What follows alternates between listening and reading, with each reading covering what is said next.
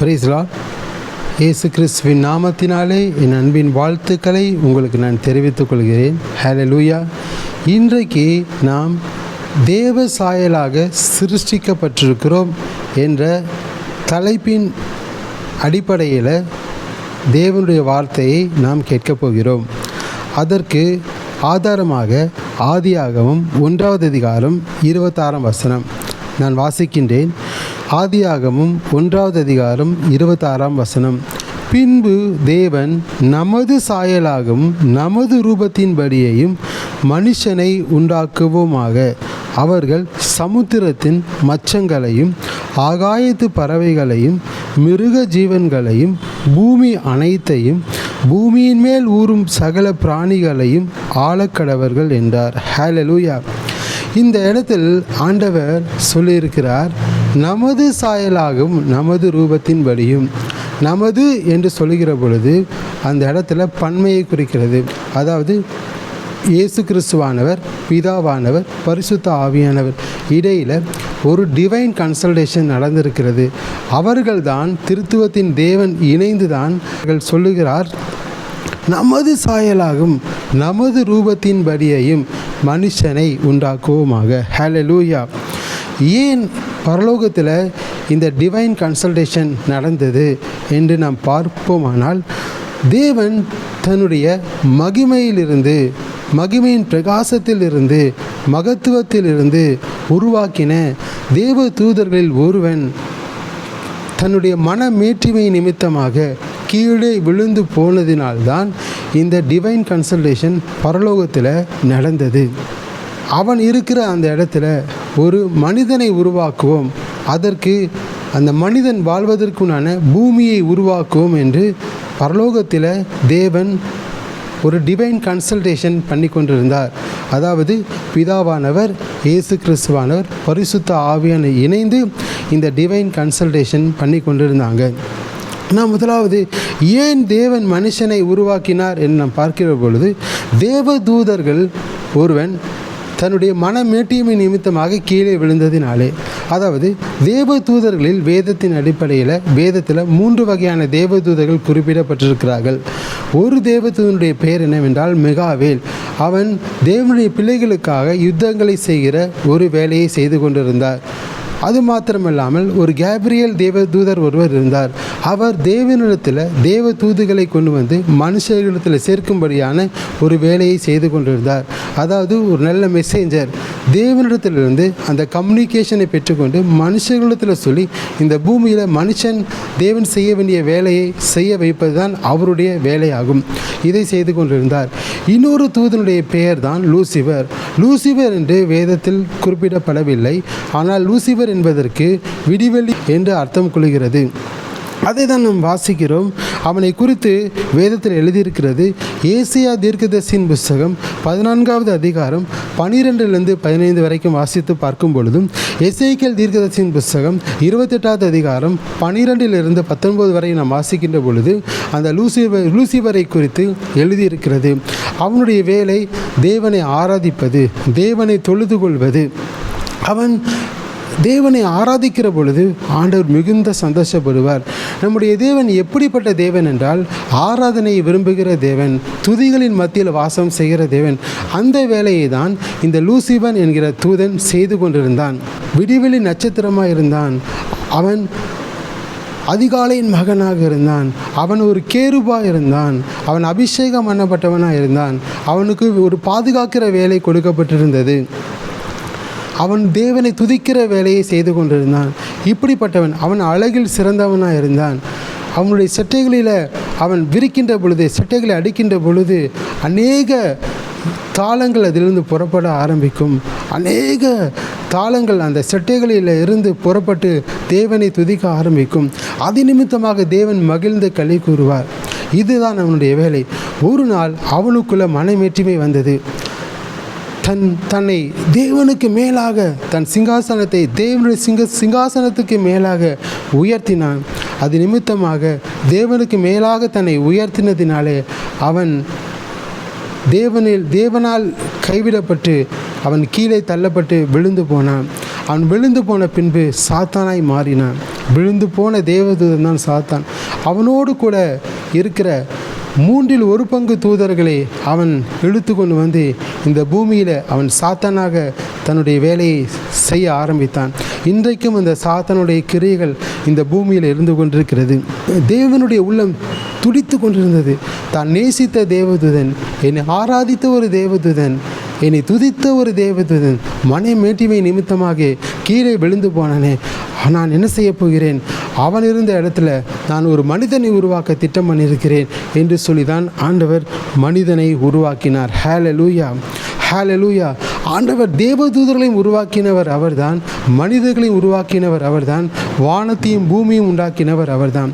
அதான் நம் வசனம் சொல்லுகிறது. கொலோசியர் 1:16 வசனத்தில் சகலமும் அவருக்குள் சிருஷ்டிக்கப்பட்டது. அதாவது பரலோகத்தில் உள்ளவைகளும் பூலோகத்தில் உள்ளவைகளும் துரைத்தனங்களும் எந்த விதமான கர்த்தத்துவங்களும் அதிகாரங்களானாலும் எதுவானாலும் அவரை கொண்டும் அவருக்கென்றும் சிருஷ்டிக்கப்பட்டது. சிங்காசனங்களானாலும் அவரை கொண்டும் அவருக்கென்றும் சிருஷ்டிக்கப்பட்டது. எல்லாம் இயேசுவை கொண்டும் இயேசுவுக்கென்றும் தான் இந்த பூமியில் சிருஷ்டிக்கப்பட்டிருக்கிறது. ஹல்லேலூயா. அவர்தான் சிருஷ்டிகராக இருக்கிறார். தேவன் மனுஷனை எப்படி உருவாக்கினார் என்றால், ஒரு மண்ணினாலே நான் உருவாக்கணும், தாழ்மையை அவன் உணர வேண்டும் என்பதற்காக ஏதேன் தோட்டத்தில் வெளியில் இருந்த அந்த மண்ணிலிருந்து அவனை உருவாக்கி அவருடைய சாயலாக உருவாக்கினார். அவருடைய சாயலாக உருவாக்கி அவனுக்கு ஜீவ சுவாசத்தை கொடுத்தார். அவன் ஜீவாத்துவமானான். அவனை ஆண்டவர் ஆணும் பெண்ணுமாக உருவாக்கினார். ஹல்லேலூயா. இப்படி தான் மனுஷர்களை ஆண்டவர் உருவாக்கினார். வேதம் சொல்லுகிறது, சங்கீதம் 8:4-5 வரை வாசித்து பாருங்கள். தேவ தூதரிலும் சற்று சிறியவனாய் அவனை உருவாக்கினாராம். மகிமையினாலும் கனத்தினாலும் முடிசூட்டினாராம். அவனுடைய கரத்தின் கீழே ஆளுகை தந்தாராம். அவனுக்குள்ள அவன் பாதங்களுக்கு கீழே சகலத்தையும் ஆண்டவர் கீழ்ப்படுத்தி இருந்தாராம். அப்படிப்பட்ட அதிகாரத்தையும் வல்லமையும் கிருபையும் மகிமையும் கனத்தையும் ஆண்டவர் மனிதனுக்கு கொடுத்தார். ஹல்லேலூயா. எப்படிப்பட்ட கிருபை நாம் பெற்றிருக்கிறோம் பாருங்கள். நாம் தேவ சாயலாகவே பெற்றிருக்கிறோம். இன்னும் ஏசியா தீர்க்கதரிசியின் புஸ்தகம் 64:8 வசனத்தில் ஏசியா தீர்க்கதரிசி சொல்லுகிறார், இப்பொழுதும் கர்த்தாவே, நீர் எங்களுடைய பிதா, நாங்கள் களிமண், நீர் எங்களை உருவாக்கினவர், நாங்கள் உமது கரத்தின் கிரியைகளாக இருக்கிறோம் என்று அவர் சொல்லியிருக்கிறார். ஹல்லேலூயா. ஆம், நாம் நிச்சயமாகவே ஆண்டவராக இயேசு கிறிஸ்துவினுடைய கரத்தின் கிரியையாக இருக்கிறோம். தம் வார்த்தையினாலே இந்த உலகத்தை உண்டாக்கினவர், நம்மையும் அவர்தான் உண்டாக்கியிருக்கிறார். எதற்கு உண்டாக்கியிருக்கிறார்? அவரை துதிக்க வேண்டும் என்று உண்டாக்கியிருக்கிறார். ஹல்லேலூயா. இன்னும் நீங்கள் பார்க்கும்போது எரேமியா தீர்க்கதரிசியின் புஸ்தகம் 18:6 வசனத்தில், களிமண் குயவன் கையில் இருக்கிறது போல நீங்கள் என் கையில் இருக்கிறீர்கள் என்று ஆண்டவர் இஸ்ரவேல் ஜனங்களை பார்த்து சொன்னார். ஹல்லேலூயா. நாம் அவருடைய கையில் இருக்கிறோம். நாம் அவருடைய கையில் எப்படி இருக்கிறோமா? களிமண்ணாக இருக்கிறோம். அவர் தான் நம்மை உருவாக்குகிறார். அவர் எந்த விதத்தில் உருவாக்குகிறார்? ஹல்லேலூயா. அவர் விரும்புகிறபடி உருவாக்குகிறார். ஒரு மனுஷனுக்கு எப்படி மூக்கு இருக்கணும், எப்படி வாய் இருக்கணும், எப்படி கண் இருக்கணும், எப்படி முடி இருக்கணும், எப்படி கைகள் கால்கள் இருக்கணும், எப்படி உடம்பு சரீரம் இருக்கணும் என்று ஆண்டவர் முன்கூட்டியே தீர்மானித்து ஒவ்வொரு மனிதனையும் தன் கரத்தில் எடுத்து அழகாய் வணைந்து அவனை இந்த பூமியில் ஆண்டவர் வாழ வைத்திருக்கிறார். ஹல்லேலூயா. உங்களை ஆண்டவர் அழகாய் உருவாக்கி இருக்கிறார். அவருடைய சித்தத்தின்படியே உருவாக்கி இருக்கிறார். ஹல்லேலூயா. அவருடைய கரத்தின் கிரியைகளாய் நீங்கள் இருக்கிறீங்க. அவருடைய கரத்தில் இருக்கிற போது ஒரு தீங்கும் உங்களுக்கு அணுக முடியாது. ஒரு மனுஷர்களும் பொல்லாப்பு உங்களுக்கு செய்ய முடியாது. அவர் மகிமையினாலும் கனத்தினாலும் உங்களை முடிசூட்டி இருக்கிறார். நீங்கள் ஒருபோதும் குறைந்து போனவர்கள் அல்ல, நீங்கள் தாழ்ந்து போனவர்கள் அல்ல. ஹல்லேலூயா. ஏனென்றால் அவர் அவருடைய சாயலாகவே உங்களை உண்டாக்கி இருக்கிறார். ஆண்டவர் எதற்கு மனுஷனை உருவாக்கினார்? எதற்கென்றால் இவர்கள் என் துதியை சொல்லி வருவார்கள் என்று இந்த ஜனத்தை நான் எனக்கென்று ஏற்படுத்தினேன் என்று ஆண்டவர் சொல்லியிருக்கிறார். ஹல்லேலூயா. நாம் அவருடைய துதியை சொல்லி வரணும். அவரை நாம் துதிக்கணும், அவரை ஆராதிக்கணும், முழு இருதயத்தோடு அவரை தொழுது கொள்ளணும், முழு சிந்தையோடு அவரை நாம் பற்றிக்கொள்ளணும், முழு இருதயத்தோடு அவர் மேலே அன்பு கூறணும், அவரை ஆராதித்து துதித்து கொள்ள வேண்டும் என்பதற்காகவே ஆண்டவர் நம்மை உருவாக்கினார். ஹல்லேலூயா. நம்மை பார்க்கும் பொழுதெல்லாம் அவர் பார்ப்பார், என் சாயலாகவே நான் இவனை உருவாக்கினேனே, இவளை உருவாக்கினேனே என்று சொல்லி அவர் பரலோகத்திலிருந்து பார்த்து ரசித்து கொண்டிருப்பார். நம்மை பார்த்து அவர் சந்தோஷப்பட்டு கொண்டிருப்பார். ஹல்லேலூயா. நாம் அவரை துதித்து அவருடைய இருதயத்தை மகிழ வைக்க வேண்டும். இந்த பூமியில் ஆண்டவர் மனுஷனை உருவாக்கினதுக்கு நோக்கம் இருக்கிறது. ஆண்டவர் தேவ தூதர்களுக்கும் பாவ மன்னிப்பை கொடுக்கல, ஆனால் மனுஷர்களுக்கு பாவ மன்னிப்பை கொடுத்திருக்கிறார். ஏனென்றால் அவருடைய சாயலில் நாம் உருவாக்கப்பட்டிருக்கிறாங்களே. மனுஷன் பலவீனமான பானம் என்று அறிந்திருக்கிறார். நம் பலவீனங்களை அவர் அறிந்து நம்மளுடைய செய்கிற ஒவ்வொரு ஆண்டவருக்கு பிடிக்காத காரியங்களில் ஒரு தகப்பன் ஒரு பிள்ளை எப்படி சிட்சிக்கிறாரோ அதே போல் ஆண்டவர் நம்மை சிட்சித்து நம்மை உருவாக்குகிறவராக இருக்கிறார். ஹல்லேலூயா, ஹல்லேலூயா, ஹல்லேலூயா. அவரே நம்மை சிருஷ்டித்தவர், அவரே நம்மளை உருவாக்கினவர். நாம் அவருடைய கரத்தின் கிரியைகளாக இருக்கிறோம். நம்மை கொண்டு தான் ஆண்டவர் இந்த பூமியில் அவருடைய ராஜ்யத்தை ஸ்தாபிப்பார். ஹல்லேலூயா. ஏன் ஆண்டவர் உங்களை உருவாக்கினார்? உங்களை கொண்டு இந்த பூமியில் தேவனுடைய ராஜ்யத்தின் சுவிசேஷம் பிரசங்கிக்கப்படணும். உங்களை கொண்டு இந்த பூமியில் தேவனுடைய ராஜ்யம் ஸ்தாபிக்கப்படணும். தேவனாக இயேசு கிறிஸ்துவினுடைய சிங்காசனம் இந்த பூமியில் ஸ்தாபிக்கப்பட வேண்டும் என்பதற்கு தான் ஆண்டவர் உங்களையும் என்னையும் இந்த பூமியில் உண்டாக்கி இருக்கிறார். ஹல்லேலூயா. அந்த தெய்வீக திட்டத்தையும் அந்த தெய்வீக நோக்கத்தையும் அறிந்தவர்களாய் புரிந்தவர்களாய் நாம் இந்த பூமியில் வாழ்கிற போது ஆண்டவருடைய உள்ளம் சந்தோஷப்படும். அவர் நம்மை உருவாக்கினதற்காக சந்தோஷப்படுவார். அன்றைக்கு பாருங்கள், ஆதாம் ஏவாளுக்கு பின்பு அநேக ஜனங்கள் ஜாதிகள் உண்டானாங்க. அவங்கெல்லாம் கர்த்தருக்கு விரோதமாய் பாவம் செய்தாங்க. ஆண்டவர் நோவாய் பார்த்து சொன்னார், நான் மனுஷனை உருவாக்கினதற்காக மனசாபப்பட்டேன் என்று சொன்னார். ஆனால் இப்போ நம்ம ஆண்டவருக்கு நம்ம கீழ்ப்படிந்து நம்மை முழுவதுமாக அர்ப்பணிக்கிற போது அவர் நம்மை பார்த்து சொல்லணும், நான் என் மகளை உண்டாக்கினதற்காக நான் சந்தோஷப்படுகிறேன், என் இருதயத்துக்கு ஏற்றவைகளை இவன் செய்கிறான் என்று அவர் நம்மை குறித்து சாட்சி சொல்லணும். அப்படிப்பட்ட ஒரு வாழ்க்கையை வாழணும். ஹல்லேலூயா. அதற்காக தான் ஆண்டவர் அவருடைய சாயலாக நம்மை உருவாக்கி இருக்கிறார். பாருங்கள், இந்த தேவ சாயலின் ஆசீர்வாதங்களை நாம் எப்படி பெற்றுக்கொள்கிறோம் என்பதை குறித்து தான் தியானிக்க போகின்றோம். முதலாவது, இந்த தேவ சாயல் நம்மளுக்கு எப்படி கிடைக்கிறது என்றால் இயேசு கிறிஸ்துவினுடைய கீழ்ப்படிதலினாலே நமக்கு கிடைக்கிறது. பிலிப்பியர் 2வது அதிகாரம் 6ஆம் வசனத்திலிருந்து 8ஆம் வசனம் வரை வாசிக்கின்ற பொழுது, அவர் தேவனுடைய ரூபமாயிருந்தும் தேவனுக்கு சமமாயிருப்பதை கொள்ளையாடின பொருளாக எண்ணாமல் அடிமையின் ரூபம் எடுத்து மனுஷ சாயலானார். அவர் மனுஷ ரூபமாய் காணப்பட்டு முடிவு பரியந்தம், சிலுவையின் முடிவு பரியந்தம் கீழ்ப்படிந்தவராகி அவர் மனுஷ சாயலாக இந்த பூமியில் மாறினார். ஹல்லேலூயா. பாருங்க, ஆண்டவராக இயேசு இந்த பூமியில் அவர் கீழ்ப்படிந்ததுனால அவர் ஆண்டவருடைய பிதாவுடைய சித்தத்தின்படி, பிதா சொன்ன ஒரு வார்த்தைக்கின்படி, நான் யாரை அனுப்புவேன், யார் என் காரியமாய் போவார்கள் என்று சொன்னபோது ஆண்டவராக இயேசு, நீர் என்னை அனுப்பும் ஆண்டவரே, இந்த மனு குலத்தை மீட்க நான் போகிறேன் என்று சொல்லி ஆண்டவராக இயேசு கிறிஸ்து இந்த பூமிக்கு இறங்கி வந்து மனுக்குலத்தின் பாவத்திலிருந்து சாபத்திலிருந்து விடுவித்து பாதாளத்தின் வலைமிலிருந்து விடுவித்து மீட்கும்படிக்கு அவரே தன்னை முழுவதுமாக சிலுவையில் மரிக்க தன்னை ஒப்பு கொடுத்து கீழ்ப்படிந்ததினாலே இன்றைக்கு நாம் தேவனுடைய சாயலினாலே நிரம்பி இருக்கிறோம். கீழ்ப்படிதலினாலே தேவனுடைய சாயலை நாம் பெற்றிருக்கிறோம். இயேசு கிறிஸ்துவின் கீழ்ப்படிதலினாலே தேவனுடைய சாயலை பெற்றிருக்கிறோம். முந்தின ஆதாமுடைய கீழ்ப்படியாமையினாலே தேவனுடைய சாயலை நாம் இழந்து போயிருக்கோம். பாருங்கள், கீழ்ப்படியாமையினாலே ஆண்டவர் ஆதாம் ஏவாளை உருவாக்கி ஏதேன் என்கிற ஒரு தோட்டத்தில் வைத்து அவர்களுக்கு சொன்னார் ஒரு கட்டளையை, நீங்கள் இந்த தோட்டத்தில் உள்ள சகல விருட்சத்தின் கனிகளை புசிக்கலாம், ஆனால் நன்மை தீமை அறியத்தக்க இந்த ஒரு கனியை மாத்திரம் நீங்கள் புசிக்க வேண்டாம் என்று சொன்னார். ஆண்டவர் ஏன் புசிக்க வேண்டாம் என்று சொன்னார்னால், ஆண்டவர் ஆதாம் ஏவாளுக்கு ஒரு குறிப்பிட்ட காலகட்டத்தை வைத்திருந்தார். அது வரைக்கும் அவர்கள் புசிக்கக்கூடாது என்று சொல்லி. ஆனால் அவர்களால் அந்த கட்டளையை கை கொள்ள முடியவில்லை. பிசாசனுடைய தந்திரமான வலையில் விழுந்தாங்க. அந்த விழுந்து போன தூதன் பிசாசானவன் இந்த பூமியில் அவன் ஒரு சர்பத்தை போல வந்து அன்றைக்கு ஏவாளை வஞ்சித்து, இந்த கனியை நீ புசித்தால் தேவனை போல மாறிடுவாய் என்று அவன் சொன்னது நிமித்தமாக அந்த கனியை பார்த்து இச்சித்து பறித்து ஏவாள் புசித்து தன்னுடைய கணவனாகிய ஆதாமுக்கு கொடுத்ததுனால அன்றைக்கு அவர்கள் தேவனுடைய சாயலை இழந்து போனாங்க. கீழ்ப்படியாமை என்கிற ஒரு பாவம் ஏதேன் தோட்டத்தில் உண்டானது நிமித்தமாக தேவனுடைய சாயலை ஆதாமும் ஏவாளும் இழந்து போய் தாங்கள் நிர்வாணமாக இருக்கிறார்கள் என்று தேவனிடத்தில் சொன்னார்கள். பாருங்களேன், இந்த கீழ்ப்படியாமை தான் தேவனுடைய சாயலை இழக்க வைக்கிறது. கீழ்ப்படியாமை என்று சொல்லுகிற பொழுது சுய சித்தத்திற்கு தம்மை ஒப்பு கொடுத்து தீமையை தெரிந்தெடுப்பது தேவ சாயலையும் தேவனுடைய ஐக்கியத்தையும் இழந்து போகிறது. இதுதான் கீழ்ப்படியாமை.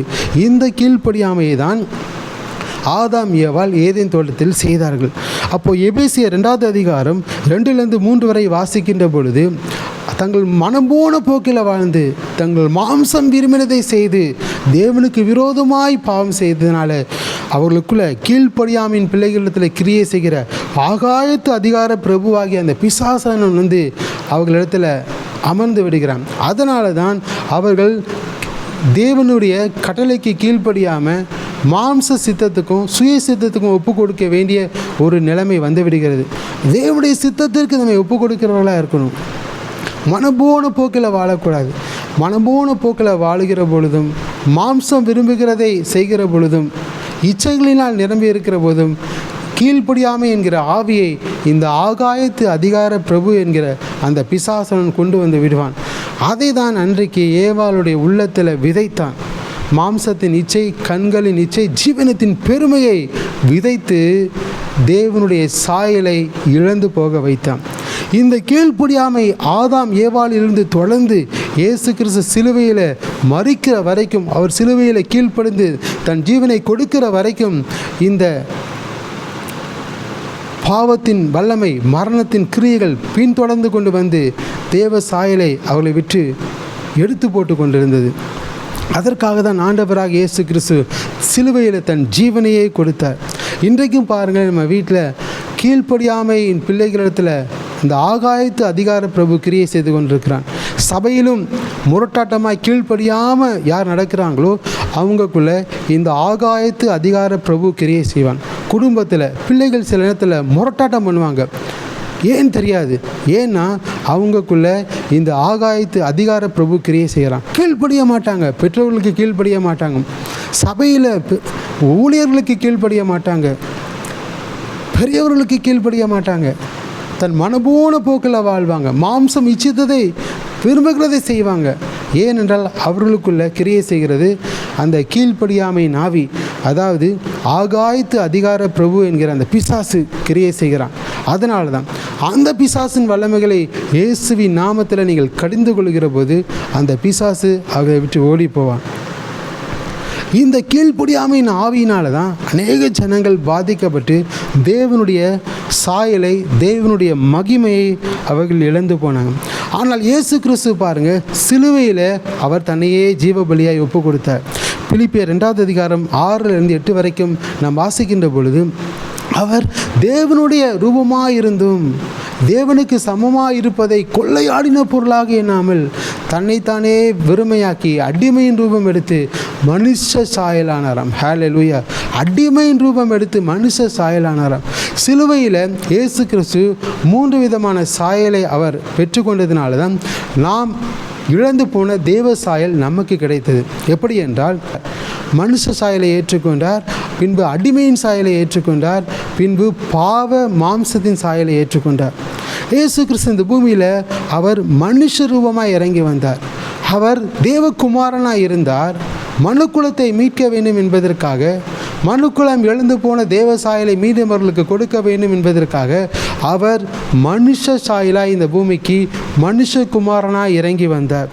மத்தேயு 17வது அதிகாரம் 22ஆம் வசனத்தையும் வாசிக்கின்ற போது, மனுஷகுமாரன் மனுஷர்களுடைய கைகளில் கொடுக்கப்பட்டார். பிரதான ஆசிரியர்களாலும் வேதபாரகர்களாலும் பரிசேயர்களாலும் அவர் சிலுவையில் அறையப்பட்டாராம். மனுஷகுமாரனை சிலுவையில் அறைந்தாங்க. தேவகுமாரன் மனுஷகுமாரனை மாறினார்.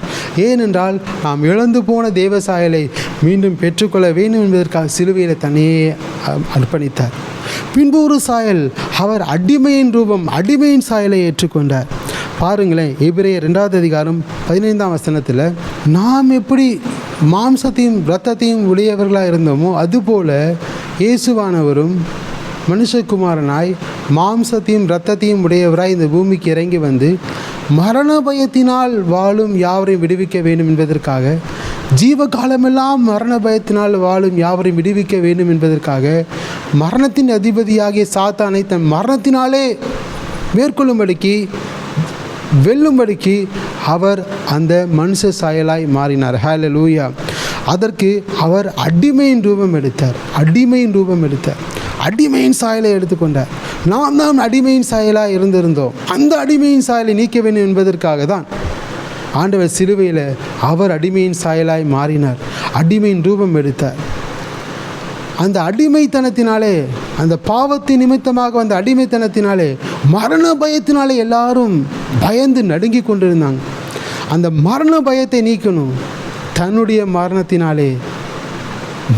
பயத்தினாலே வாழும் யாவரையும் விடுவிக்க வேண்டும் என்பதற்காக அவர் மனுஷ சாயலாய் இந்த பூமிக்கு இறங்கி வந்தார். ஹல்லேலூயா, ஹல்லேலூயா. ஆண்டவர் அவர் அடிமையின் சாயலை எடுத்துக்கொண்டு நமக்கு தேவ சாயலை கொடுக்கும்படிக்கு இந்த பூமிக்கு இறங்கி வந்தார். மீண்டும் வாசித்து பாருங்களேன். ரோமர் 8வது அதிகாரம் 3ஆம் வசனத்தில் அவர் எப்படிப்பட்ட சாயலாய் சிலுவையில் இருந்தாராம்? பாவ மாம்சத்தின் சாயலாய் இருந்தாராம். பிதாவானவர் சிலுவையில் தன்னுடைய குமாரனாக இயேசு கிறிஸ்துவை பாவ மாம்சத்தின் சாயலாய் ஒப்பு கொடுத்தார். ஒட்டுமொத்த உலக மக்களுடைய எல்லா பாவங்களையும் அவர் சிலுவையில் தன்னுடைய சரீரத்தில் ஏற்றுக்கொண்டார். பாருங்க, அவ்வளோ அழகான முகம், 10,000 பேர்களிலும் அழகில் சிறந்த அவருடைய முகம், தலை தங்கமயமானவர், புறா கண்களை உடையவர், வெண்கல பாதங்களை உடையவர், சுருள் முடி உடையவர், அவ்வளவு அழகான ரூபம் உள்ளவர் சிலுவையில் அந்த கேடு அடைந்தார். பாவ மாம்சத்தின் சாயலாய் மாறினார். அடிமையின் சாயலாய் மாறினார். மனுஷ சாயலாய் மாறி இந்த பூமிக்கு வந்து அந்த உலகத்தில் உள்ள ஒட்டுமொத்த எல்லா மக்களுடைய பாவங்களை சிலுவையில் இயேசு கிறிஸ்து ஏற்றுக்கொண்டு பாவ மாம்சத்தின் சாயலாய் தம்மை ஒப்பு கொடுத்து நாம் இழந்து போன அந்த தேவ சாயலை அதற்கு பதிலாக ஆண்டவர் நமக்கு கொடுத்திருக்கிறார். ஹல்லேலூயா, ஹல்லேலூயா. இயேசு கிறிஸ்துவினுடைய கீழ்ப்படிதலினாலே நாம் தேவ சாயலை பெற்றிருக்கிறோம். கீழ்ப்படுதல் என்பது தேவ சித்தத்திற்கு நம்மை ஒப்பு கொடுத்து நன்மையை தெரிந்தெடுப்பதாகும். அதை தான் சிலுவையில் இயேசு கிறிஸ்து நன்மையை நமக்காக தெரிந்தெடுத்து அவர் நமக்கு இழந்து போன அந்த தேவ சாயலை கொடுத்தார். ஹல்லேலூயா, ஹல்லேலூயா. தேவ மகிமையின் சாயலை ஆண்டவர் கொடுத்திருக்கிறார். எவ்வளோ விலையேற பெற்ற ஒரு பாத்திரங்களாய் நாம் இருக்கிறோம். நீங்கள் விலையேற பெற்றவர்களாக இருக்கீங்க. நீங்கள் அவருடைய கரத்தின் கிரியைகளாக இருக்கீங்க. அவரை துதிக்கணும், அவரை ஆராதிக்கணும், அவருக்கு கீழ்ப்படிந்து நடக்கணும், அவருடைய சித்தத்தை செய்யணும், இந்த பூமியில் அவருடைய ராஜ்யத்தை ஸ்தாபிக்கணும். இதற்காக தான் இயேசு கிறிஸ்து மனுஷனை உருவாக்கினார். அவருடைய சாயலாகவே உருவாக்கினார். அவருடைய கீழ்ப்படிதலினாலே நாம் இழந்து போன தேவ சாயலை பெற்றுக்கொள்கிறோம். ரெண்டாவது, இந்த தேவ சாயலின் ஆசீர்வாதங்கள் எப்படி தேவ சாயலை பெற்றுக்கொள்கிறோமாம்? இயேசு கிறிஸ்துவினுடைய மகிமையான சுவிசேஷத்தின் ஒளி. 2 கொரிந்தியர் 4வது அதிகாரம் 4ஆம் வசனத்தின்படி, தேவனுடைய சாயலாக இருக்கிற கிறிஸ்துவின் மகிமையான சுவிசேஷத்தின் ஒளி அவிசுவாசிகளாகிய அவர்களுக்கு பிரகாசமாக இராதபடிக்கு பிரபஞ்சத்தின் தேவனானவன் அவர்கள் மனதை குருடாக்கினான். ஆண்டவருடைய தேவ சாயல் என்று நாம் சொல்லுகிற பொழுது இயேசு கிறிஸ்துவினுடைய மகிமையான சுவிசேஷத்தின் ஒளிதான் தேவனுடைய சாயல். சுவிசேஷத்தின் ஒளிதான் தேவனுடைய சாயல். ஆண்டவர் இந்த வேதத்தில் விடுதலையின் சுவிசேஷத்தை கொடுத்திருக்கிறார், மகிமையின் சுவிசேஷத்தை கொடுத்திருக்கிறார். இந்த சுவிசேஷம் தேவ வார்த்தையினால் நிறைந்திருக்கிறது. இயேசு கிறிஸ்துவின் மரண செய்திகளையும் இயேசு கிறிஸ்துவின் உயிர்த்தெழுதலின் செய்திகளையும் அடங்கிய ஒரு புஸ்தகமாக இருக்கிறது. இந்த வேதத்திலிருந்து பிரசங்கிக்கப்படுகிற ஒவ்வொரு வார்த்தையும் தேவனுடைய விடுதலையின் சுவிசேஷமாகும், மகிமையின் சுவிசேஷமாக இருக்கிறது. அதனால தான் நாம் தேவ சாயலை பெற்றுக்கொள்கிறோம். சுவிசேஷம் இல்லை என்றால் தேவனுடைய சாயலை நாம் எப்படி பெற்றுக்கொள்ள முடியும்? அதான் தேவனுடைய சாயல் = கிறிஸ்துவின் மகிமையான சுவிசேஷத்தின் ஒளி. ஒவ்வொரு மனிதனுக்கும் சுவிசேஷம் பிரசங்கிக்கப்படுகிறது. இயேசு கிறிஸ்துவின் சுவிசேஷம், விடுதலையின் சுவிசேஷமும் இருக்கிறது, மகிமையின் சுவிசேஷமும் இருக்கிறது. விடுதலையின் சுவிசேஷம், இயேசு கிறிஸ்துவின் வார்த்தையை கேட்டவுடனே அவங்களுக்குள்ள ஒரு மாற்றம் வருகிறது. அந்த கட்டுகளிலிருந்து அவர்கள் விடுவிக்கப்படுகிறார்கள். சத்தியத்தையும் நீங்கள் அறிவீர்கள், சத்தியம் உங்களை விடுதலையாக்கும். இதான் விடுதலையின் சுவிசேஷம். மகிமையின் சுவிசேஷத்தின் ஒளி சபைக்கு அவர்கள் அழைத்து கொண்டு வருகிற பொழுது ஒவ்வொரு வாரமும் அவர்களுக்கு தேவனுடைய மகிமையின் வார்த்தைகளை பிரசங்கிக்கின்ற பொழுது, தேவனுடைய ஊழியக்காரர்கள் தேவனுடைய மகிமையின் சுவிசேஷத்தின் வார்த்தையை பிரசங்கிக்கின்ற பொழுது அவர்களுக்குள்ள ஒரு மாற்றம் வரும். உள்ளான மனிதனுக்குள்ள ஒரு மாற்றம் வரும். ஒரு மாற்றம் வரும். அந்த மாற்றம் அவர்களை தேவ சாயலை பெற்றுக்கொள்ள உதவியாக இருக்கும். ஹல்லேலூயா. இது எப்படி நடக்கிறது என்றால், தேவனுடைய சுவிசேஷத்தின் ஒளி மேலே படுறதுனால தான். அதனால தான் இந்த கடைசி நாட்களில் தேவனுடைய சுவிசேஷம் வல்லமையாய் பிரசங்கிக்கப்படணும். எங்கே பார்த்தாலும் பிரசங்கிக்கப்படணும். எந்த சூழ்நிலையிலும் பிரசங்கிக்கப்படணும். அப்போஸ்தலனாகிய பவுல் எந்த சூழ்நிலையிலும் பிரசங்கித்து கொண்டே இருந்தார் தேவனுடைய சுவிசேஷத்தை. நாமும் அதுபோல் எல்லா சூழ்நிலைகளிலும் தேவனுடைய வார்த்தையை பிரசங்கித்து கொண்டே இருக்கணும். பிரசங்கிக்க தேவனுடைய வார்த்தையை பேச அந்த மகிமையின் சுவிசேஷத்தின் ஒளி, விடுதலையின் சுவிசேஷத்தின் ஒளி ஒவ்வொரு மீதும் வந்து இறங்கி அவர்களுக்குள்ள தேவ சாயலை உண்டாக்குகிறதா இருக்கும். எபேசியர் 4வது அதிகாரம் 24ஆம் வசனத்தில், மெய்யான நீதியிலும் பரிசுத்தத்திலும் தேவனுடைய சாயலாய் சிருஷ்டிக்கப்பட்ட புதிய மனுஷனை தரித்து கொள்ளுங்கள் என்று அப்போஸ்தலனாகிய பவுல் எழுதி வைத்திருக்கிறார். புதிய மனுஷனை தரித்து கொள்ளுங்கள். மெய்யான நீதியிலும் பரிசுத்தத்திலும் தேவனுடைய சாயலாய் சிருஷ்டிக்கப்பட்ட புதிய மனுஷன். அப்போ புதிய மனுஷன் இஸ் ஈக்குவல் டு தேவனுடைய சாயல். புதிய மனுஷன் எப்படி உருவாவான்? இந்த விடுதலையின் சுவிசேஷத்தையும் மகிமையின் சுவிசேஷத்தையும் பிரசங்கிக்கின்ற பொழுதுதான் புதிய மனுஷன் நமக்குள்ளிருந்து உருவாகுவான். அந்த மனுஷன் எப்படிப்பட்டவன்?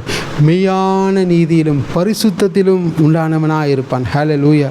இந்த மெய்யான நீதி யார் கொடுக்க முடியும்?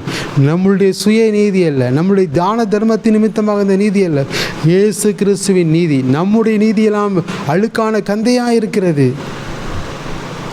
தேவனுடைய நீதி, இயேசு கிறிஸ்து சிலுவையில் மரித்து உயிரோடு கூட எழுந்தார். நம்முடைய பாவங்களை சிலுவையில் சுமந்து தீர்த்தார். அது நிமித்தமாக நாம் பரிசுத்தமாக்கப்பட்டிருக்கிறோம். நாம் நீதிமங்களாய் மாற்றப்பட்டிருக்கிறோம். அது நிமித்தமாக நமக்குள்ள அவருடைய நீதி வந்திருக்கிறது. அந்த நீதியினாலும், அந்த மெய்யான நீதியினாலும், அந்த பரிசுத்தத்தினாலும் தேவனுடைய சாயலாய் சிருஷ்டிக்கப்பட்ட புதிய மனுஷனை நீங்கள் தரித்து கொள்ளுங்கள் என்று அப்போஸ்தலனாகிய பவுல் சொல்லியிருக்கிறார். ஹல்லேலூயா, ஹல்லேலூயா. மெய்யான நீதி உங்களுக்குள்ளே இருக்கிறது. இயேசு கிறிஸ்து தான் அந்த மெய்யான நீதி. உங்களுக்குள்ளே இயேசு கிறிஸ்து வருகிற போது அவரே உங்களை பரிசுத்தமாக்குகிறவர். ஆண்டவர் சொல்லியிருக்கிறார், நானே உங்களை பரிசுத்தமாக்குகிற கர்த்தர். யெகோவா மெக்காதிஸ், பரிசுத்தமாக்குகிற தேவன். அவர் உங்களுக்குள்ளே வருகிற போது இந்த விடுதலையின் சுவிசேஷத்தின் ஒளியும் மகிமையின் சுவிசேஷத்தின் ஒளியும் உங்கள் மேலே வந்து படுகிற போது உங்களுக்குள்ளே மெய்யான அந்த நீதி உண்டாகிறது, பரிசுத்தம் உண்டாகிறது. அப்பொழுது தேவனுடைய சாயலாக சிருஷ்டிக்கப்பட்ட புதிய மனுஷன் உங்களுக்குள்ளே இருந்து எழும்ப ஆரம்பிக்கிறான். ஹல்லேலூயா, ஹல்லேலூயா. இன்னும் நீங்கள் வாசிக்கின்ற பொழுது இந்த புதிய மனுஷன் எழும்ப வேண்டும் என்றால் பழைய மனுஷனுடைய செய்கைகள் அழிக்கப்பட்டு போகணும். பார்த்தீங்கன்னா 2 கொரிந்தியர் 5வது அதிகாரம் 17ஆம் வசனத்தின்படி, ஒருவன் கிறிஸ்துவுக்குள் இருந்தால் அவன் புது சிருஷ்டியாக இருக்கிறான். நியூ கிரியேஷன், புது சிருஷ்டியாய் மாறிடுவீங்க. அப்போது பழைய மனுஷன் உங்களை விட்டு கடந்து போய் புதிய மனுஷன் உண்டாகுவான். அந்த புதிய மனுஷன்தான் தேவனுடைய சாயலாக உங்களுக்குள்ளே இருந்து கொண்டு உங்களுக்குள்ளே நாளுக்கு நாள் அவன் வளர்ந்து கனி கொடுக்கிறவனாக இருந்து கொண்டிருப்பான். இயேசு கிறிஸ்துவின் வருகைக்காக உங்களை ஆயத்தப்படுத்தி கொண்டிருக்கிறவனாக இருப்பான். ஹல்லேலூயா. அப்போ பழைய மனுஷனுடைய செய்கைகளை நாம் களைந்து போடணும். அதுதான் அப்போஸ்தலனாகிய பவுல் சொல்லுகிறார். கொலோசியர் 3வது அதிகாரம் 9-10 வரைக்கும் வாசித்து பாருங்களேன். பழைய மனுஷனையும் அவனுடைய செய்கைகளையும் களைந்து போட்டு தன்னை சிருஷ்டித்தவருடைய சாயலுக்கு ஒப்பாக பூரண அறிவடையும்படிக்கு புதிய மனுஷனை நீங்கள் தரித்து கொண்டிருக்கிறீர்களே. தன்னை சிருஷ்டித்தவருடைய சாயலுக்கு ஒப்பாய், நம்மை உருவாக்கினவருடைய சாயலுக்கு ஒப்பாய் பூரண அறிவடையும்படிக்கு நாம் புதிய மனுஷனை நாம் தரித்து கொண்டிருக்கோம். பழையவைகள்லாம் ஒளிந்து போயின, எல்லாம் புதிதாகி மாறும். அப்போ பழைய மனுஷன் இசிக்கொண்டு மனுஷ சாயல், புதிய மனுஷன் இசிக்கொண்டு தேவ சாயல். ஹல்லேலூயா, ஹல்லேலூயா. அந்த புதிய மனுஷன் உருவாகி நாளுக்கு நாள் நாம் வளர்ந்து கனி கொடுத்து தேவனை மகிமைப்படுத்தி கொண்டே இருப்பான், இயேசுவை மகிமைப்படுத்தி கொண்டே இருப்பான். ஹல்லேலூயா, ஹல்லேலூயா. அந்த சாயல் தான் தேவனுடைய சாயல். அந்த புதிய மனுஷன் இயேசுவே உங்களுக்குள்ளே உருவாயிடுவார். அவர் நாளுக்கு நாள் உங்களுக்குள்ளே பெருக அந்த தேவ சாயலின் பரிபூர்ணம்தான் நீங்கள் எடுத்துக்கொள்ளப்படுகிறது. தேவன் வரும்போது எடுத்துக்கொள்ளப்படுகிறது தேவ சாயலின் பரிபூர்ணம். ஏன் திடீர்னு எல்லாரும் நல்லா இருப்பாங்க, திடீர்னு எடுத்துக்கொள்ளப்பட்டுருவாங்க, திடீர்னு மரணம் அடைந்துருவாங்க?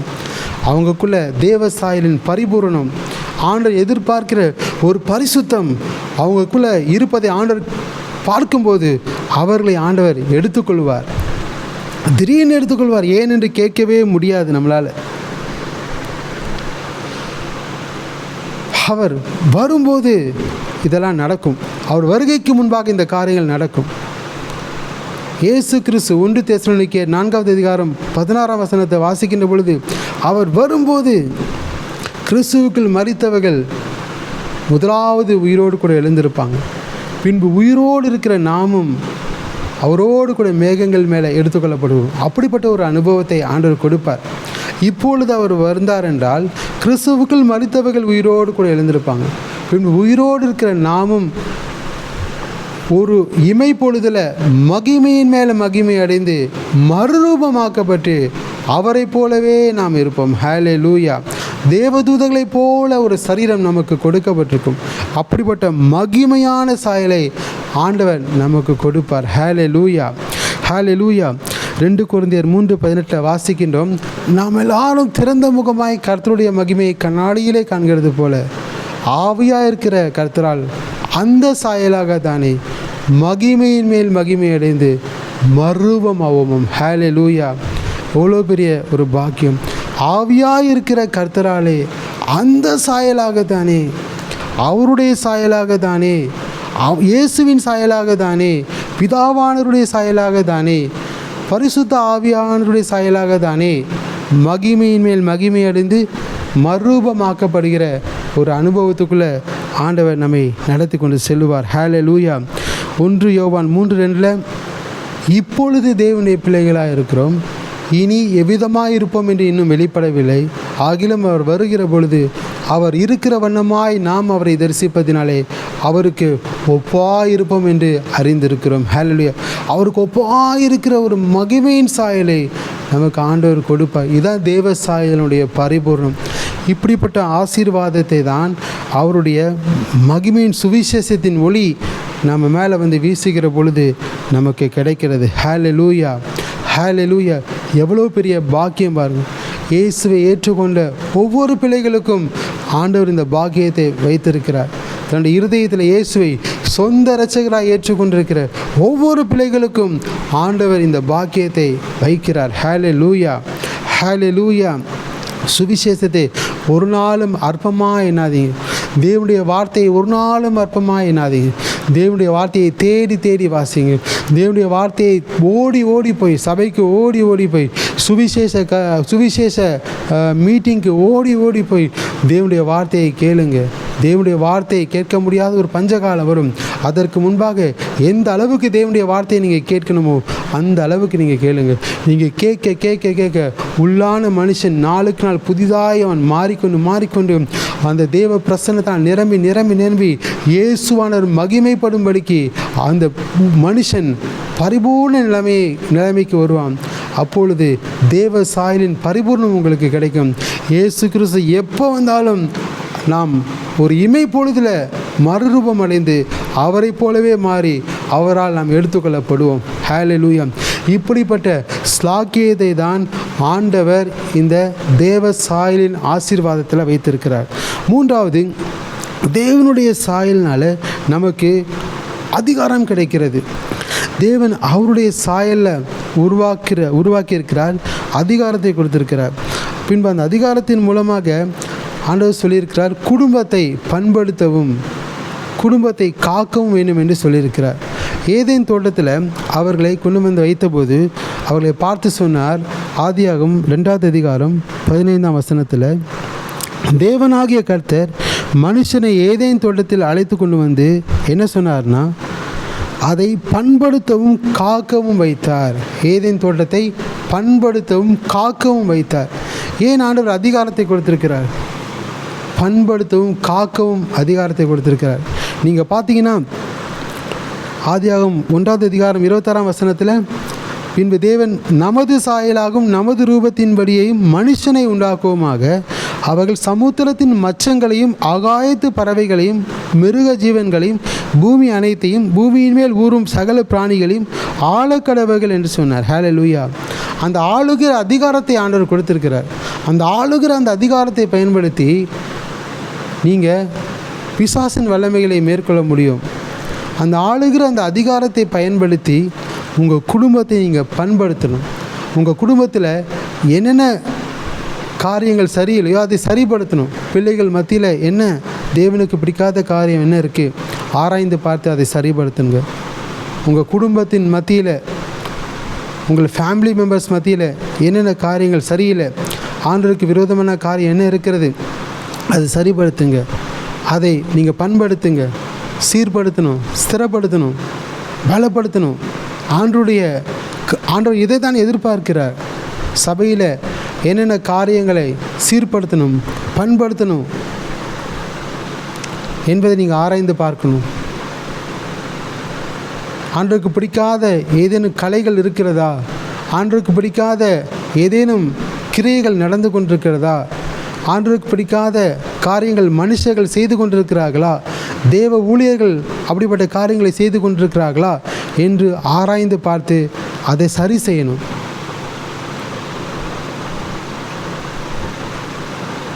ஆசீர்வாதங்களை பெற்றுக்கொள்வதற்கு முன்பாக நாம் பண்படுத்தணும். உழவன் தன்னுடைய நிலத்தில் உழுது ஆசீர்வாதத்தை பெற்றுக்கொள்வதற்கு முன்பாக அந்த நிலத்தை பண்படுத்துவான். அதுபோல் நம்ம குடும்பத்தை நாம் பண்படுத்தணும். தேவ ஆசீர்வாதத்தை பெற்றுக்கொள்கிறதற்கு தகுதியாக இருப்பதற்கு நாம் குடும்பத்தை பண்படுத்தணும், சரி செய்யணும். செட்ரைட் பண்ண வேண்டிய காரியத்தை செட்ரைட் பண்ணணும். எந்தெந்த காரியத்தோடு கூட ஒப்புரவாகணும், மனுஷங்களோடு கூட ஒப்புரவாகணும், எல்லாரோடும் சமாதானமாக இருக்கணும், ஒருவரையும் அற்பமாக இணைக்கக்கூடாது. எல்லாரும் தேவனுடைய சாயலில் சிருஷ்டிக்கப்பட்டிருக்கிறோம். ஒரு மனுஷனையும் நாம் அற்பமாய் பார்க்கக்கூடாது. தேவனுடைய சாயலாக சிருஷ்டிக்கப்பட்ட மனுஷர்களை நாம் அற்பமாய் பார்க்கும்போது தேவனையே நாம் அற்பமாய் பார்க்கிறோம். யாரிடத்திலும் பாகுபாடு இருக்கக்கூடாது. எல்லாரையும் சரிசமமாய் நினைக்கணும். எந்த மனுஷனும் தன்னைத்தான் உயர்த்திருக்கக்கூடாது. எல்லா மனுஷர்களையும் நேசித்து அவர்களிடத்தில் பட்சபாதம் இல்லாத அன்பை காட்டணும். நாம் சரி செய்ய வேண்டிய காரியங்கள் அநேகம் இருக்கிறது. தேவனுக்கும் நமக்கும் இடையில் இருக்கிற உறவு எப்படி இருக்கிறது, அந்த உறவு குறைந்து போயிருக்கிறதா என்று நாம் சரி செய்து பார்க்கணும். தேவ அன்பு குறைந்திருக்கிறதா, ஆதியில் கொண்டிருந்த அன்பை நீ விட்டு விட்டாயே என்று உன் பேரில் எனக்கு குறை உண்டு என்று ஆண்டவர் சொன்னாரே. நான் ஆதியில் தேவனை தேடினது போல இப்பொழுது தேவனை தேடுகிறேனா என்று நம்மை நாமே ஆராய்ந்து பார்க்கணும். நம்முடைய வாழ்க்கையை, நம்முடைய ஆவிக்குரிய வாழ்க்கையை ஆராய்ந்து பார்க்கணும். நம்ம குடும்பத்தை பண்படுத்தணும். ஒரு சாட்சியுள்ள ஒரு வாழ்க்கையை வாழணும். இது மாத்திரம் இல்லாமல் நம்ம குடும்பத்தை பாதுகாக்கவும் தெரியணும். இது ஒரு பக்கம், பண்படுத்துகிறது ஒரு பக்கம், பாதுகாக்கிறது ஒரு பக்கம். ஆதாம் ஏவாளுக்கு ஏதேன் தோட்டத்தின் நிலத்தை பண்படுத்த ஆண்டவர் ஒரு வேலையை கொடுத்திருந்தார். அவன் பண்படுத்தி கொண்டிருந்தான். ஆனால் ஏதேன் தோட்டத்தை அவன் சுற்றிலும் காக்க அவன் மறந்து விட்டான். அதனால தான் சர்வம் தந்திரமாய் நுழைந்து ஏவாளை வஞ்சித்து ஆண்டவர் சாப்பிடக்கூடாது என்று விளக்கின அந்த ஜீவ விருட்சத்தின் கனியை புசிக்க வைத்து தேவ மகிமையை இழக்க வைத்தான். குடும்பத்தை பாதுகாக்கணும். தவறான உபதேசங்களை கொண்டுவருகிற மனிதர்கள் உங்கள் வீட்டுக்குள்ளே நுழையாதபடிக்கு, சபைகளுக்குள்ளே நுழையாதபடிக்கு நீங்கள் தான் பாதுகாக்கணும். குடும்பத்தின் சமாதானத்தை கெடுக்கிற பொல்லாத நரிகள் உங்கள் வீட்டுக்குள் நுழையாதபடிக்கு நீங்கள் தான் நின்று பாதுகாக்கணும். தேவ சமூகத்தில் நின்று பாதுகாக்கணும். தேவ சமூகத்தில் திறப்பில் நின்று பாதுகாக்கணும். யாக்கோபை போல தேவனை உறுதியாய் பற்றி கொண்டு, நீர் என்னை ஆசீர்வதித்தால் ஒழிய நான் உம்மை போக விடமாட்டேன் என்று பலவந்தம் பண்ணி ஜெபம் பண்ணி ஆசீர்வாதத்தை அவன் பெற்றுக்கொண்டானே, அதுபோல பலவந்தம் பண்ணி ஜெபம் பண்ணி என் குடும்பத்தை நீர் பாதுகாத்து கொள்ளுங்க என்கிற அந்த பாதுகாவின் ஆசீர்வாதத்தை நாம் பெற்றுக்கொள்ளணும். எந்த சத்துரும் உள்ளே நுழைய நாம் அனுமதி கொடுக்கக்கூடாது. நம்முடைய ஆவிக்குரிய கண்களை திறந்திருக்கணும். எல்லா விதமான அந்தகார இருளின் ஆதிக்கங்கள் உள்ளே நுழையாதபடிக்கு நாம் திறப்பில் நின்று ஜெபிக்கிறவர்களாக இருக்கணும். அதற்கு ஆண்டவர் அதிகாரத்தை கொடுத்திருக்கிறார். நீங்கள் பயப்படாதீங்க. உங்களுக்கு விரோதமாய் யாரும் மந்திரம் செய்யும் போதும் சூனியம் செய்யும் போதும் பயப்படாதீங்க. நீங்கள் ஆண்டவருக்காக ஓடும்போது, ஆண்டவருடைய பணியை செய்கின்ற பொழுது பொல்லாத மனுஷர்கள் எழும்ப தான் செய்வாங்க. பொல்லாத மனுஷர்கள் எழும்பி மந்திரங்களை செய்ய தான் செய்வாங்க. ஆனால் அது உங்களை சேதப்படுத்த முடியாது. நீங்கள் அவருடைய உடன்படிக்கைக்குள்ளே இருக்கீங்க. அவருடைய சாயலில் நீங்கள் இருக்கீங்க. உங்களை பார்க்கும்போது தேவ சாயல் நிரம்பி இருக்க மனுஷியாக நீங்கள் இருக்கிற போது ஒரு சாத்தானுடைய கிரியைகளும் உங்களை மேற்கொள்ள முடியாது. அதிகாரத்தை பயன்படுத்துங்க. சர்ப்பங்களையும் தேள்களையும் மிதிக்கும் சத்துருவினுடைய சகல வல்லமைகளையும் மேற்கொள்ள ஆண்டவர் அதிகாரம் கொடுத்திருக்கிறார். தேவனுடைய உடன்படிக்கையை விட்டு நான் மீறி நடக்கிறேனா இல்லையா என்பதை நீங்கள் பார்த்து அறிந்து கொண்டிருக்கணும். பண்படுத்தி உங்கள் வாழ்க்கையை பாதுகாக்கணும். தேவனுடைய உடன்படிக்கையை விட்டு மீறுகிற பொழுது பிசாசான் உள்ளே நுழையவான். தேவனுடைய உடன்படிக்கையை மீறுகிற பொழுது நாமே அவனுடைய கிரியைகளுக்கு வழி திறந்து விடுகிறோம். அப்போது அவன் உள்ளே வருவான். நாம் தேவனுடைய கட்டளைக்கு கீழ்ப்படிந்து அவருடைய வார்த்தையின்படியே நாம் நடந்து அவருடைய சத்தத்திற்கு நாம் செவி கொடுத்து அவருடைய சித்தத்தை செய்கிற பொழுது அவருடைய உடன்படிக்கைக்குள்ளே நாம் நிலைத்திருப்போம். அப்பொழுது ஒரு பிசாசும் உங்களுக்கு விரோதமாக எழும்ப முடியாது. ஆண்டவர் நாம் போகிற இடமெல்லாம் நம்மோடு கூட இருப்பார். ஹல்லேலூயா. எல்லா தீங்குக்கும் உங்களை விலக்கி காப்பார். பகலிலே வெயிலாகிலும் இரவிலே நிலவாகிலும் உங்களை சேதப்படுத்துவதில்லை. ஆண்டவர் எல்லா விதமான பொல்லாங்க நெய்கிற அக்கினி ஆஸ்திரங்களுக்கு உங்களை விலக்கி பாதுகாப்பார். விசுவாசம் என்கிற கேடகத்தை பிடித்து கொள்ளுங்க. ஒரு பக்கத்தில் விசுவாசம் என்கிற கேடகத்தை பிடித்து கொள்ளுங்க. ஒரு பக்கத்தில் ஆவிக்குரிய பட்டயமாகிய வசனம் என்கிற ஆவிக்குரிய பட்டயத்தை பிடித்து கொள்ளுங்க. பிசாசின் தலையை நறுக்கி கொண்டே இருங்க. பிசாசின் கிரியைகளை முற்றிலுமாக அழித்து கொண்டே இருங்க. ஆண்டவர் உங்களுக்கு பிசாசின் கிரியைகளை அழிக்கிற வல்லமையை கொடுத்திருக்கிறார். இயேசு கிறிஸ்து இந்த பூமியில் வெளிப்பட்டதின் நோக்கம், ஒரு நோக்கம் பிசாசின் கிரியைகளை அழிக்கும்படிக்கே மனுஷகுமாரன் இயேசு தேவகுமாரன் வெளிப்பட்டார். அதே வல்லமையினால் உங்களையும் நிரப்பியிருக்கிறார். அதே அதிகாரத்தினால் உங்களையும் நிரப்பியிருக்கிறார். நீங்களும் பிசாசின் கிரியைகளை அழித்து போடுவீங்க. நீங்களும் குடும்பத்துக்காக திறப்பில் நின்று ஜெபிக்கிற பொழுது, தேசத்துக்காக திறப்பில் நின்று ஜெபிக்கிற பொழுது தேசத்தையும் உங்கள் குடும்பத்தையும் பாதுகாக்க முடியும்.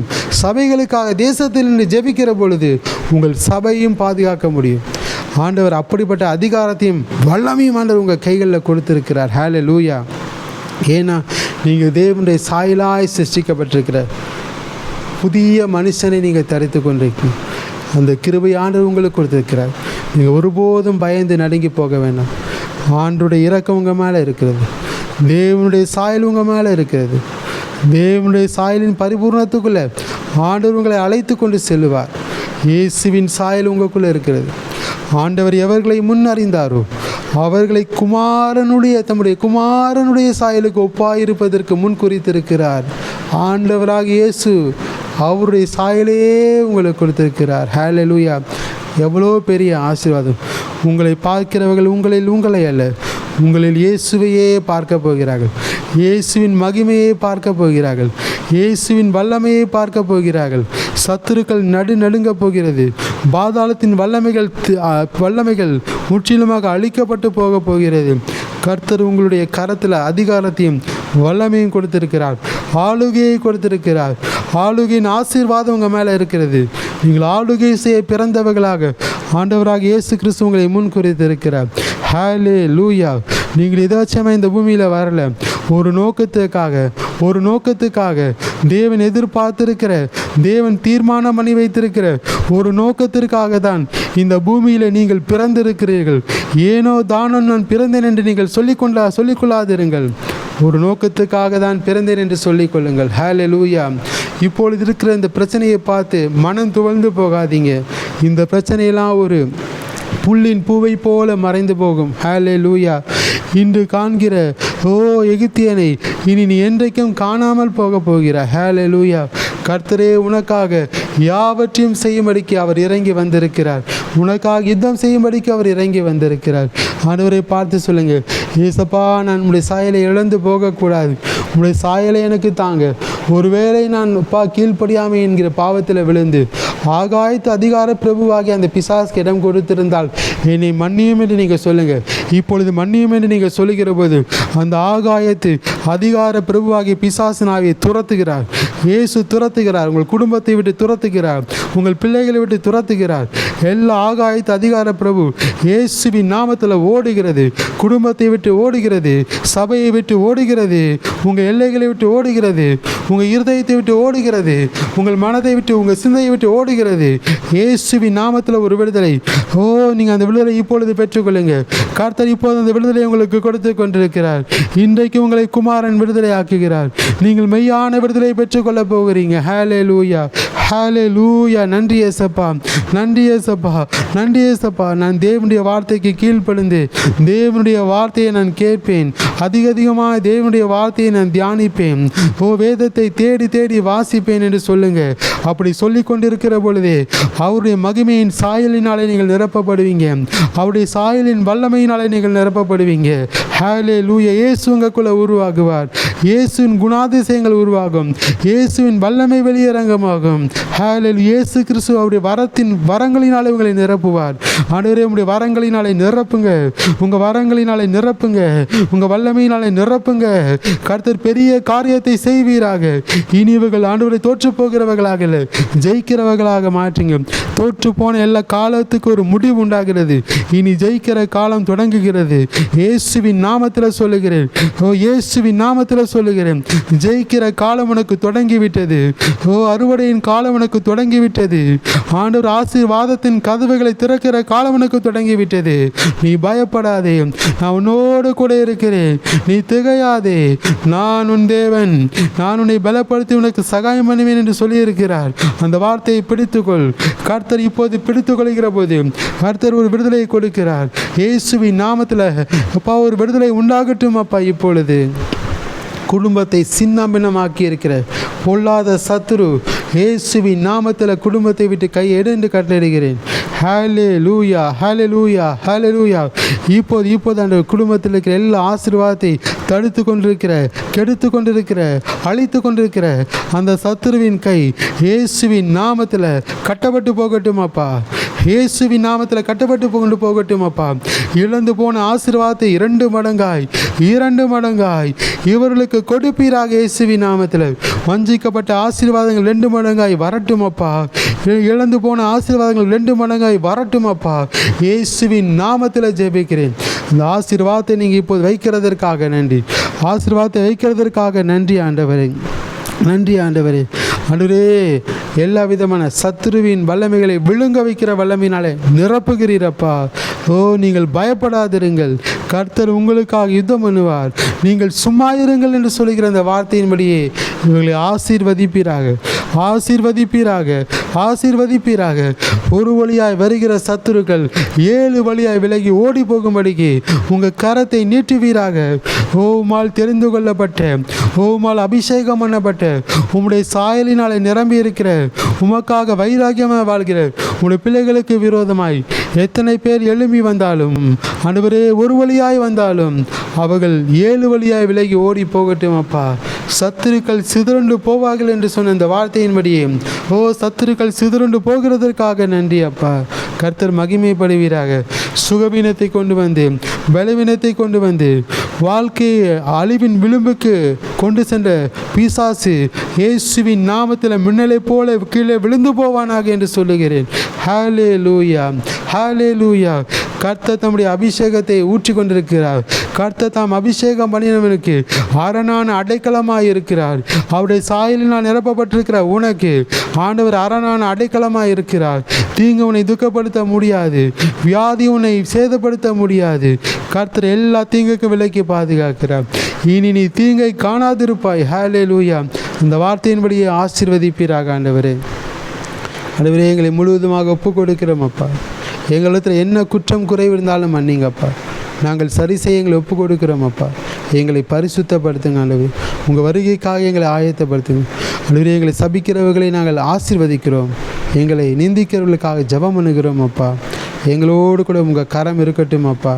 எங்களை பரிசுத்தப்படுத்துங்க அப்பா. ஆண்டவரே, உங்களுடைய கிருபை அதிகமாக எங்களுக்கு தாங்கப்பா. எங்களை வெறுமையாய் தாழ்த்துகிறோம் அப்பா. நாங்கள் சிறுகட்டு நீங்கள் பெறுவங்க ஆண்டவரே. இயேசு கிறிஸ்துவின் நாமத்தில் ஜெபிக்கிறோம் நல்ல பிதாவே, ஆமென். ஹல்லேலூயா. ஆண்டவர் உங்களை ஆசீர்வதிப்பாராக. எல்லாரும் சேர்ந்து சொல்லாமல், என் ஆத்துமாவே கர்த்தரை சோதரி, என் முழு உள்ளமே அவருடைய பரிசுத்த நாமத்தை சோதரி, என் ஆத்துமாவே கர்த்தரை சோதரி, அவர் செய்த சகல உபகாரங்களையும் மறவாதே. ஆமேன், ஆமேன், ஆமேன். ஹல்லேலூயா. ஆண்டவர் உங்களை ஆசீர்வதிப்பாராக. கர்த்தர் பெரிய காரியத்தை செய்வாராக. சந்தோஷமாக இருங்க.